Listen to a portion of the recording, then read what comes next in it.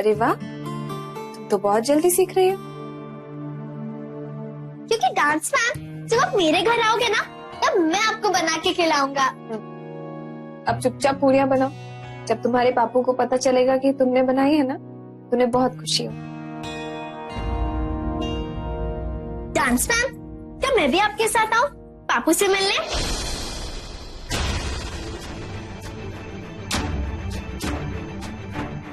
नहीं, वो तुम्हारे पापा बहुत बिजी है ना, इसलिए। नहीं डांस मैम, मैं प्रॉमिस, मैं उन्हें बिल्कुल तंग नहीं करूंगा, बिल्कुल डिस्टर्ब नहीं करूंगा।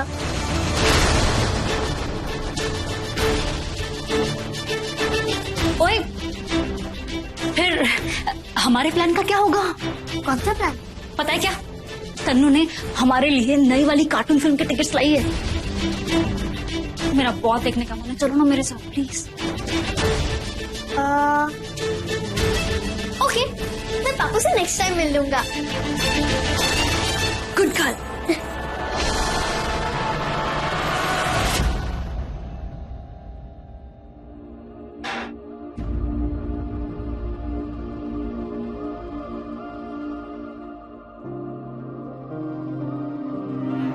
बीस मिनट।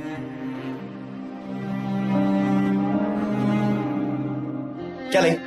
बहुत कुछ, भिंडी की सब्जी, पनीर की सब्जी, और ये पूरियां जो तुम देख रहे हो ना,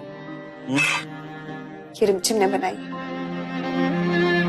सच्ची? कह रही थी उसे भी आती।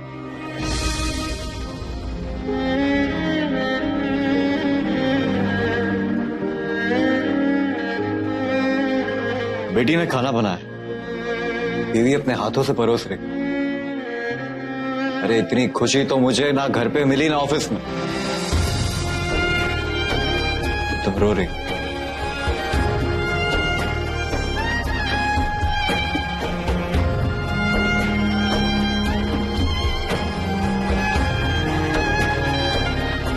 खाली पेट आई हो ना?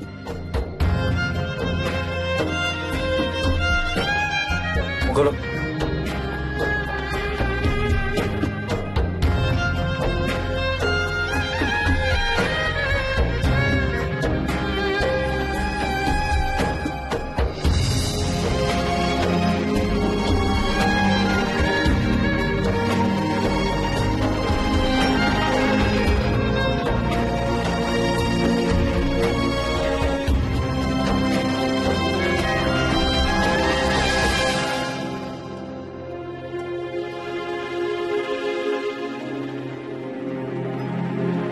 मिस्टर भटनागर, मैं अभी मजिस्ट्रेट से मिलकर आ रहा हूं। मिस्टर भटनागर, आपकी बेल रिजेक्ट हो गई। बेल रिजेक्ट हो गई। बेल रिजेक्ट हो गई।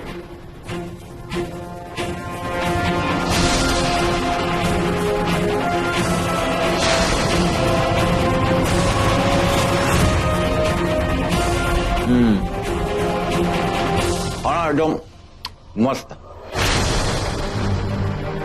क्यों रिजेक्ट होगी भाई? मेरे खिलाफ ना आपके पास कोई सबूत, ना किसी ने कंप्लेंट लिखा है, शायद कोई गवाही भी नहीं दे रहा। तो प्रॉब्लम क्या?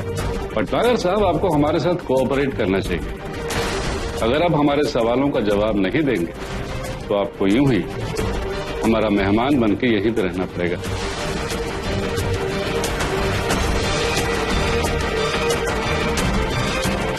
इनको भी खाने के वक्त ही आना था। खाना खा लूं? चलिए। क्यों नहीं बता रहे? इस लड़के के बारे में क्यों नहीं बता रहे उनको? तरस आता है मुझे उस मां पर, जिसने ऐसा लड़का पैदा किया। अरे छोड़ो ना,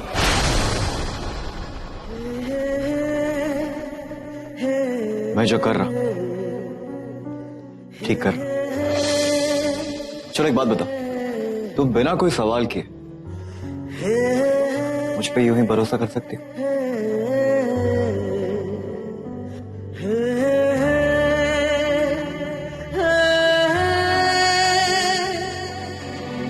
जितना सुनने में आसान है ना,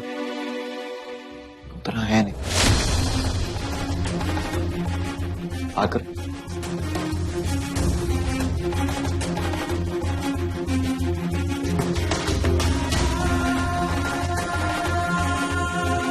सच्चाई की जीत होगी ना।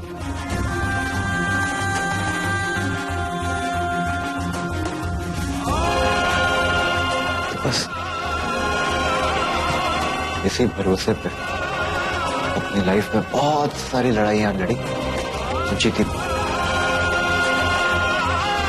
ये भी जीत लेंगे।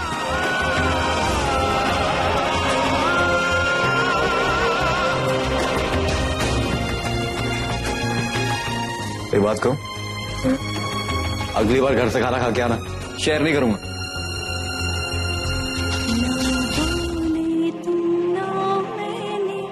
कुछ कहा मगर ना जाने ऐसा क्यों लगा।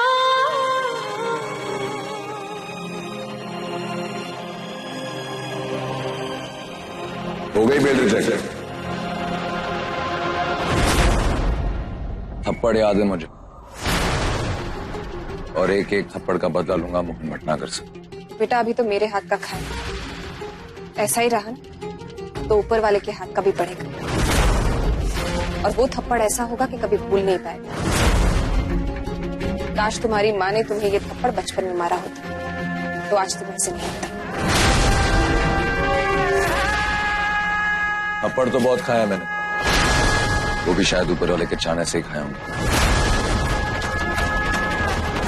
लेकिन अगर एक दो और थप्पड़ खाकर मोहन भटनागर को बर्बाद कर पाऊं तो वो भी खाने को तैयार। जिस एक पल में तुझे अपना बेटा माना था, अफसोस होता है उस पल के। पता नहीं किस अभागी माँ ने तुझ जैसी औलाद पैदा की। तरस आता है उसके बारे में सोचकर। एक बात याद रखना, चाहे मुझे या मेरे परिवार को कितनी ही तकलीफें उठानी पड़े, पर हम मोहन को छुड़ा कर रहेंगे, और कोई भी प्लान, कोई भी इंसान हमें ऐसा करने से रोक नहीं सकता।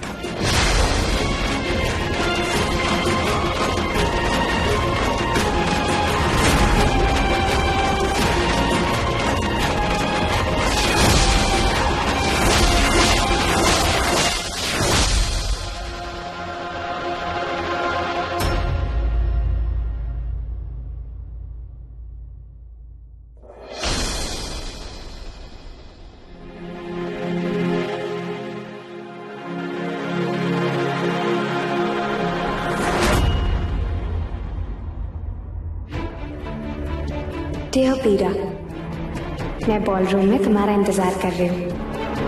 लव, नविका।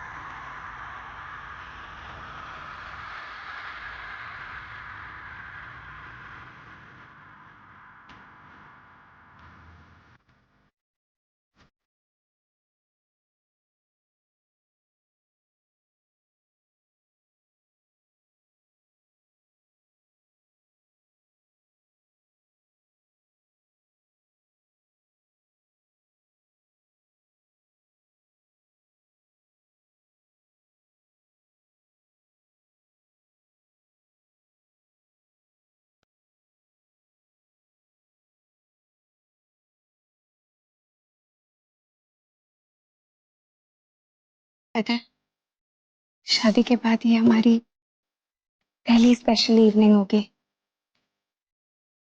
जब से हम यहाँ आए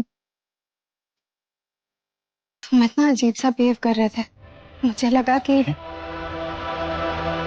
आपसे प्यार नहीं करते, और हमने शादी दबाव में की है।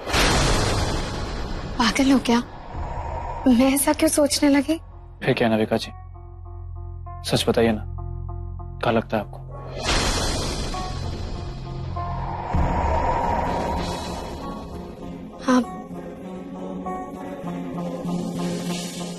चलो ठीक है, मान लिया। मुझे इस बात का डर था, लेकिन सिर्फ 1 सेकंड के लिए। फिर मैंने इस बात को इमीडिएटली अपने दिमाग से निकाल दिया। कविता जी, हमारा दिल, हमारा दिमाग हमारे दोस्त होते हैं, दुश्मन नहीं। वो कई बार कोशिश करते हैं हमें सच बताने की, ताकि हमें कोई तकलीफ ना हो, कोई पीड़ा ना हो, लेकिन हम उनकी बात सुनते हैं। मीरा, क्या बोले जा रहे हो तुम? एक शर्त, अपना अधूरा काम पूरा कर, मेरा बदला ले। उस लड़की को छोड़ दे और मेरे साथ घर। और अगर तूने मेरी बात नहीं मानी तो तेरे बच्चों के साथ जेल में खेलेगा मोहम्मद, जेल में खेलेगा मोहम्मद।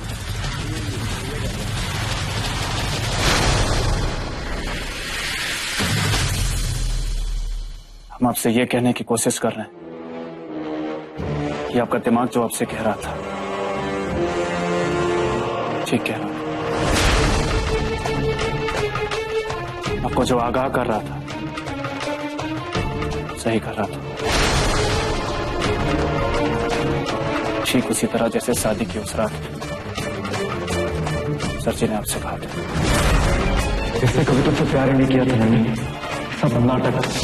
इसका एक घर में आना, तेरे करीब आना प्लान था इसका। ये यहाँ आया था सिर्फ अपना और अपने दद्दा का बदला लेने के लिए।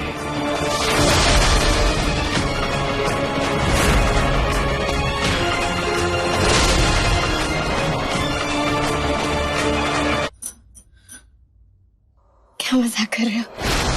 चलो अब यहाँ से चलते। मजाक नहीं कर रहे हैं, सच कह रहे हैं आपसे। हमने ये नाटक इसलिए किया क्योंकि हम शादी तोड़ने के इरादे से आए थे। आपके और आपके परिवार को सबके सामने शर्मिंदा करना चाहते थे, लेकिन वो तभी पूरा होता जब आपकी मांग में हम सिंदूर नहीं भरते। ये करने आया था ना तू यहाँ, मेरी बेटी की मांग भरने। ये खाली सिंदूर की डिब्बी लिए?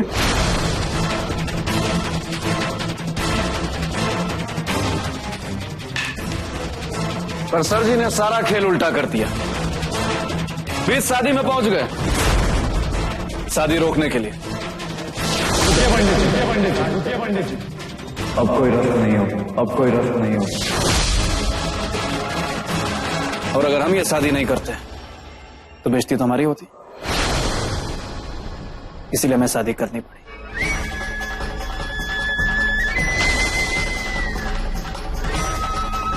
और आप हमसे पूछ रही थी ना कि हम खोए खोए से क्यों हैं, वो कहा है ना, हम सही मौके की तलाश कर रहे थे। पर तब हमें समझ में आया कि अच्छे कार्य के लिए तो हर मौका अच्छा होता है।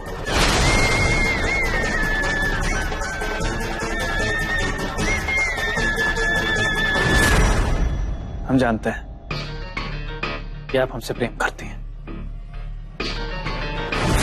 लेकिन हमें कोई ऐसा प्रेम वेम नहीं है आपसे। शादी हो गई, हनीमून भी हो गया, तो हमारा काम खत्म।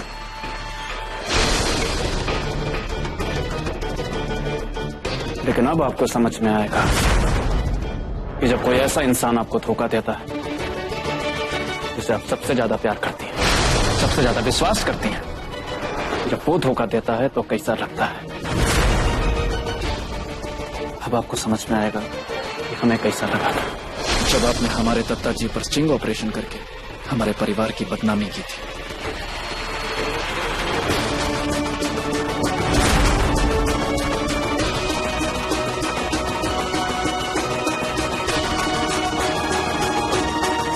हैप्पी हनीमून रबड़ी जी।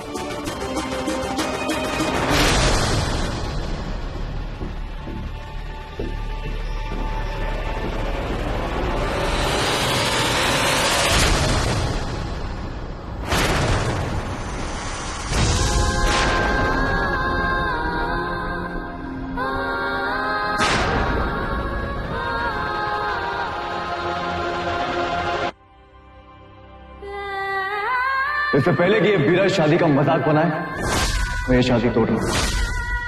मुझे तेरा पर पूरा विश्वास है, मेरे साथ कुछ गलत नहीं कर सकता। हमने ये नाटक इसलिए किया अपने और तत्ता की बेइज्जती का बदला लेना चाहते थे।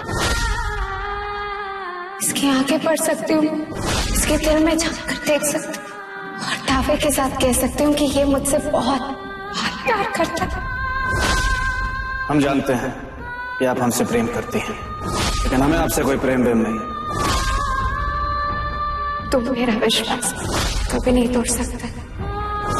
अब आपको समझ में आएगा कि जब कोई ऐसा इंसान आपको धोखा देता है जिसे आप सबसे ज्यादा प्यार करती हैं, सबसे ज्यादा विश्वास करती हैं, जब वो धोखा देता है तो कैसा लगता है।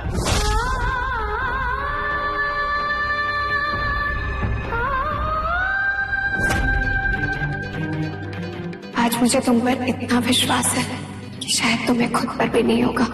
जो कुछ भी इस वक्त स्पाइडरमैन ने कहा, अगर तुम खुद भी कहते तो भी मैं नहीं मानती। तुम्हें पता हो या ना हो, लेकिन मुझे पता है कि तुम मेरा विश्वास कभी नहीं तोड़ सकता। कैसे कहते नबिका जी आपसे कि हम मजबूर थे? कैसे कहते कि हमारे पास कोई भी और रास्ता नहीं था?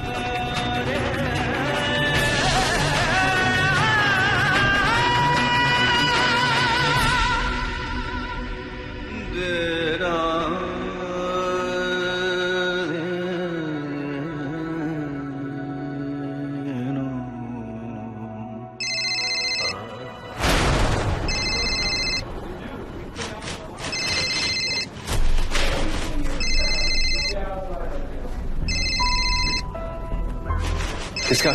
आजकल चवन्नी कहाँ मिलती है भाई? किसी चवन्नी का फोन। बेटी में पटागर साहब, लगता है कि आपकी बेटी को आपके बारे में सब कुछ मालूम चल गया। जर्नलिस्ट है वो, पता होता तो इस नंबर पे फोन नहीं करता। अगर आपको डिस्टर्ब हो रहा है तो साइलेंट पे कर लीजिए। इसमें कैसी परेशानी भटनागर साहब? ऐसे पुलिस के रूल के हिसाब से मैं किसी आदमी को कस्टडी के अंदर फोन तो नहीं दे सकता, लेकिन अगर फोन स्पीकर मोड पे हो और उससे कोई सुन ले तो इसमें तो कुछ गलत नहीं है ना? Thank you. चौधरी, कैसी है? तेरी शादी क्या हो गई? स्पाइडरमैन को भूल गई? गोवा कैसा लग रहा तुझे?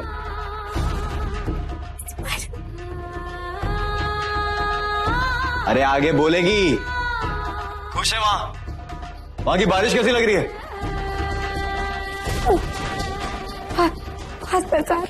तेरा निकम्मा पति का है? नहीं है।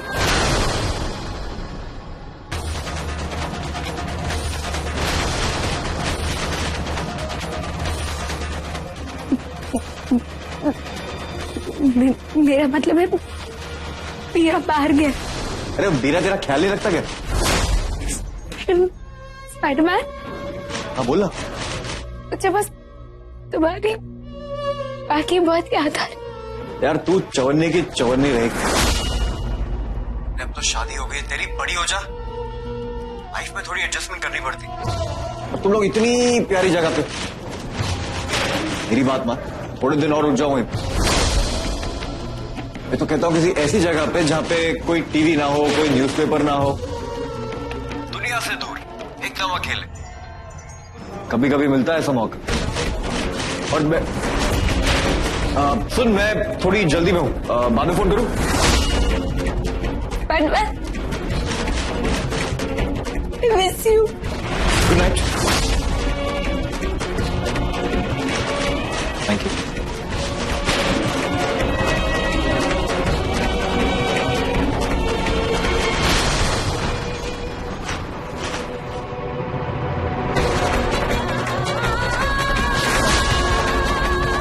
तुमने जो बीरा के बारे में कहा वो बिल्कुल सही था Spiderman. Sorry Spiderman, I'm really sorry.